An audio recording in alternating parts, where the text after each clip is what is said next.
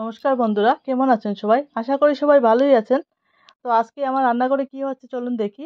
আজকে নিয়ে এসেছি শাপলা। তো আজকে শাপলার একটা রেসিপি করব। তাই তোমাদের সঙ্গে সেই রেসিপিটা শেয়ার করছি। প্রথমে শাপলাগুলিকে কষে ছাড়িয়ে নিচ্ছি এইভাবে।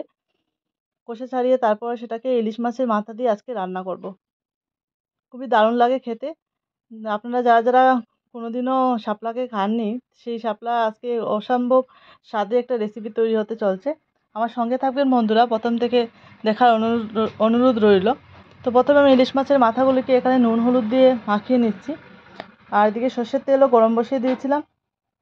আমি একটু ফ্রাই করে নেব, একটু লাল লাল করে ফ্রাই করে নিচ্ছি প্রথমে ইলিশ মাছের মাথাগুলিকে। তারপর আমি সেই তেলের মধ্যে ফোড়ন দিয়ে দিয়েছি, তেজপাতা, শুকনো লঙ্কা আর কালো জিরে ফোড়ন দিয়ে দিলাম।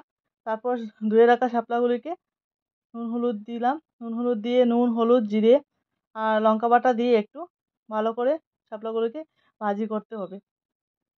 আমি কিছুক্ষণ ভাজি করার পর এইভাবে তারপরে একটু জল দিয়ে দিলাম, শাপলাগুলো যাতে ভালোভাবে সিদ্ধ হয়ে যায় তার জন্য এইভাবে ঢাকা দিয়ে দিয়ে রান্না করে নেব কিছুক্ষণ। দেখতেই পাচ্ছেন শাপলাগুলো একদম সফট হয়ে গেছে একদম। এবং আমি সেই পর্যায়ে আসলে পরে আমি লঙ্কা দিয়ে দিয়েছি। লঙ্কা দিয়ে কাঁচা লঙ্কা দিয়ে আমি ইলিশ মাছের মাথাও দিয়ে দিয়েছি। আমি আরও কিছু সময় রান্না করে নিব।